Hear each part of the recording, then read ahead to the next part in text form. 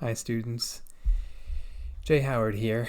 I am sitting in my rocking chair with my just gigantic crate of cheese curls that I accidentally ordered from Amazon, and I was thinking about the persuasive speech assignment and wanted to share with you a little bit because I haven't checked in with you through video for a couple of weeks. And I have two things I wanted to say as you really start to gear up on the persuasive speech assignment and, finish up your research and start writing your outline. Two things I wanted to say were a few words about self-help topics in general, and also wanted to say a few words on the way that the persuasive speech is different from other kinds of speeches. So for self-help topics, I'm really excited about this because I want us to avoid manifesto type speeches and focus more on concrete speeches that can immediately help people. So self-help topics focus on things that people can actually do, things that people can immediately put into practice if they choose to change their lives or fix the world. An example would be, you could give a persuasive speech topic trying to convince the audience to plant a flower. And I've picked that topic because nobody else has picked it, and that's something I have recently been interested in quarantine. A couple of years ago, I planted an African violet, which is this tiny little purple flower. And it took several years for it to sprout at all. And now suddenly there's like 50 of them. And my mom saw it and asked me if I would give her a leaf from the African violet so that she could propagate it and have her own. And I thought, I did not realize you could do that. So now I'm all interested in propagating flowers and all kinds of reasons, to grow flowers. They're good for the air, they're good for your mood, good for the earth, good for bees. So plant a flower, So that's an example outline of a persuasive speech.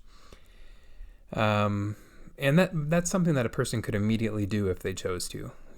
Find a flower seed, put it in a pot, water it. You can do that if you want.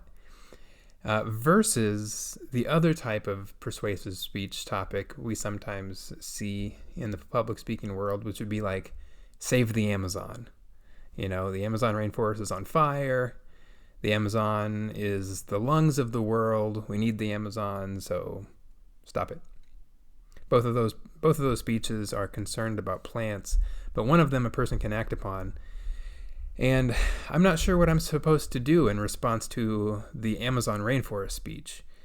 I mean, does the person who gave that speech want me to get on the phone and call up whoever is in charge of wherever the Amazon rainforest is? It's like in South America. So I'm supposed to call the president of Bolivia or Brazil or Peru or Venezuela and tell them, do something about the Amazon. There's nothing immediately that I can do. A lot of quote-unquote typical persuasive speeches are like that. Topics we can't do anything about. Pay college athletes, abolish the Electoral College, universities shouldn't use standardized testing for their admission process. And all of those debates are really good, and we should have those debates. And people will still be having those debates 100 years from now.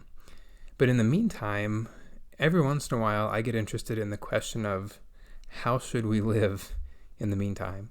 There are choices we can make about how to make our lives better, things that we can control. And you have some wisdom that if you share it with your classmates persuasively, and if they listen, you can immediately impact their quality of life. And so, love yourself, sleep right, exercise. Those are the kinds of things that we'll be talking about in this assignment. And they really give you an opportunity to get at the essence of persuasion, not just saying random facts that nobody can act on, even if they wanted to, but trying to motivate audiences. And so that leads me to my second main point. First thing I talked about was self-help topics. Second thing I want to talk about is just a few words on ways that this speech assignment is different from past speech assignments we've had. And there are just a couple of ways I want to outline. One, obviously the speech is persuasive. Two, the speech is creative. And three, the speech is online. So as far as persuasion goes, a lot of people think that persuasive speeches are just speeches where you randomly pile up reasons for why your thing is right.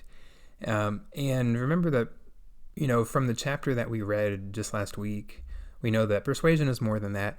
It's more than logos. It's more than argument. A successful persuasive speech focuses on motivation as well as argument. How do you motivate the audience to change their behavior? Because that's really the measure of whether a persuasive speech is successful or not. You're advocating that the audience does a thing. So the question is, did you persuade them to do the thing or not? If so, you were persuasive. The textbook says you can motivate people by finding a need and then meeting that need. By finding a problem and then solving that problem. And so if I'm trying to get people to plant a flower, I need to get people to see flowers as the answer to a question that they had, or as the solution to a need that they had. So first, before I launch right into flowers, I need to start out talking about air quality, first, or start out talking about mood enhancement needs first, and then pitch flowers as a way to solve those problems. So in addition to persuasion and motivation, there's also an emphasis on creativity in this speech assignment. If you look at the rubric for this speech, it's a little different from the rubric from the previous speech. There are 10 points possible for creativity. So I'll be looking for vivid imagery, ostentatious alliteration, similes and metaphors. And most of you are already in the habit of doing this. But this speech, more than any other speech, is really your opportunity to cut loose and, tell that joke or work in some artistry. And finally, I'll conclude with this point. The speech is online. Everyone will be recording a video and putting it on Go React or otherwise putting it online for me to view. And so there's a couple of things to do. Obviously with this video that I'm recording right now, I'm sitting down like in a chair. But if this were a speech that I were delivering, I would need to be standing up. I would need to be in business casual. I need to be mindful of my background to make sure that it's not distracting. I need to have the computer farther away because just as we've been reading in the chapter this week and next week, it's not enough just to have a good vocal delivery with volume and rate and tone, but we also need a bodily delivery.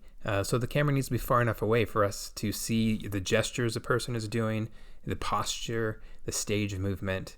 And so all those things need to be taken into account by you as you create your video. That's a little bit different than you would have in a classroom setting where you just walk behind the lectern and you don't need to worry about anything as far as camera angles go. In conclusion, I've talked about self-help topics. And secondly, I talked about how this speech is different from past speeches in as much as it's persuasive speech, it's a creative speech, and it's online. And I miss you guys. I miss the seated face-to-face class. And I have been lurking on the discussion boards and I'm reading them closely. And but if you want to communicate with me directly, feel free to send me an email anytime, and I'm happy to communicate with you that way. I hope that you are staying safe and healthy in this crazy time. And like I said, reach out if there's anything I can do to help you or to answer any questions. Thank you a lot.